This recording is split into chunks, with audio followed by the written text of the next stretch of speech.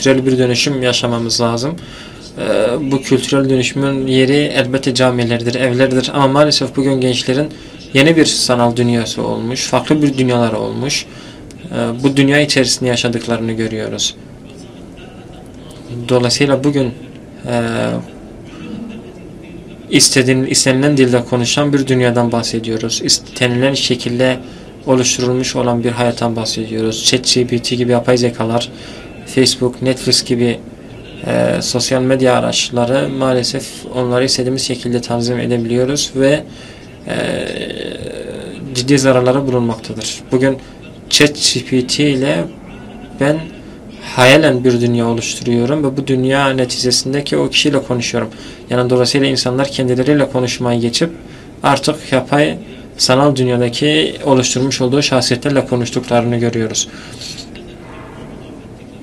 Bugün Batı dünyasının bu teknolojik araçlarının çıkmadan önce, yıllar önce bu konular hakkında konuştuklarını görüyoruz. Dolayısıyla bu tekniklerin tümü askeri müesseselerden çıkmıştır. Çünkü işte Amerika'da vesaire yerlerde askerlerin oluşturmuş olduğu, yani askeri hizmet adına oluşturmuş oldukları bu medya alemi veya diğer teknikler bugün artık insanlar tarafından kullanmaya başladı. Bu işin başlangıcının oralar olduğunu söylemek mümkündür. Dolayısıyla bugün bunun da hak batıl arasında bir savaş olduğunu belirtelim. Batıl savaş için edatlarını, cihazlarını, tekniklerini oluşturmakta, hakkın da aynı şekilde bu aletlere karşı koyacak cihazlar, maddeler oluşturmak zorundadır.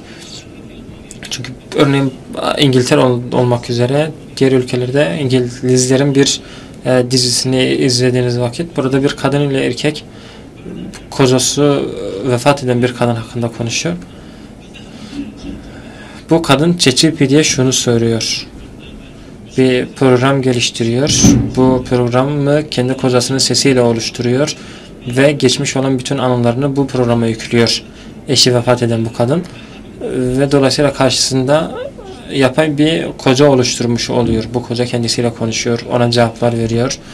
İşte ben çocuğumuz olacak şeklindeki konuşmalar yürüttüğünü görüyoruz. Dolayısıyla yapay bir koca dahi oluşturmanın mümkün olduğu bir dönemde yaşıyoruz. Dolayısıyla insanlar bu kendi beşeriyetinden uzaklaşıp bu teknolojiye yaklaştığı sürece teknolojik bir insanın varlığını görüyoruz. Bu da beşeriyete yönelik ciddi bir tehlikedir. Bu teknolojinin kötü olan kısmına yakın olmak, sadece hayatı ondan ibaret olarak görmek, aile yapısını yıkmaya sebebiyet vermektedir. Dolayısıyla bu konudaki tehlikenin ciddiyetine hepimiz vakıf olmak zorundayız. Dolayısıyla burada insan fıtrat sahibi olan ve beşeriyetinin kendisine getirmiş olduğu bir takım özellikleri bulunan bir varlıktır aslında. Dolayısıyla kadın olarak kalmalı, erkek olarak kalmalıdır. Dolayısıyla bugün biz bir evde yaşayan kadın ve erkeğin aslında bir kadın ve erkek değil, iki kadın ve iki erkek olduğunu görüyoruz. Çünkü sosyal medya farklı alemler, farklı dünyalar oluşturmuştur. Dolayısıyla insan tarifini, aile tarifini, tanımını yeniden gözden geçirmek lazım ve yeniden bu konuyu gözden geçirmek lazım. Dolayısıyla sosyal medya alemini veya karşımızdaki cihazın aletinin hafızasını ona özel bir hayatı kurduklarını görüyoruz. Dolayısıyla kendi arkadaşıyla belki konuşmadığı meseleleri artık sosyal medya aracılığıyla o alemle konuştuğunu görüyoruz. Bugün özel bir dillerinin var olduğunu görüyoruz. Özel bir hallerinin var olduğunu görüyoruz. Bu da elbette ki büyük bir tehlikedir. Toplumdaki o birliktelik yozlaşmasının sebebiyet vermektedir. Aksu Tufanı operasyonu hakkında konuştuk. İnşallah o özgürlüğün, o toprakların özgürleşmesinin vesilesi olur. Şimdi biz oradaki nesil hakkında konuştuğumuz vakit, eğer ki onlar da telefonlarıyla arkadaş olan, sadık arkadaşlar olan, kendilerine sanal dünya oluşturmuş olan bir nesil olmuş olsaydı, onlar Gazze'deki zafere ulaşamazlardı. Dolayısıyla bugün Harvard Üniversitesi, Hollanda'daki, Batı ülkelerindeki sokakları dolduran insanlar da aslında bu gençlerdir. Çünkü onlar sosyal medya hesapları üzerinden bu büyük katliamları görmekte ve onlar tarafından bir etkileşme sebebiyet vermektedir. Dolayısıyla bu nazara bakıldığı vakit elbette ki sosyal medyanın olumlu bazı etkenleri olabilir. Daha önceki hocalarım bu konu hakkında konuştular. Dolayısıyla benim şuna dikkat çekmek durumundayım. Bu sosyal medyanın bazı faydalı noktaları vardır. Dolayısıyla ama bu sosyal medyayı kendimize göre İslami bir versiyon şeklinde tasarlamak zorundayız.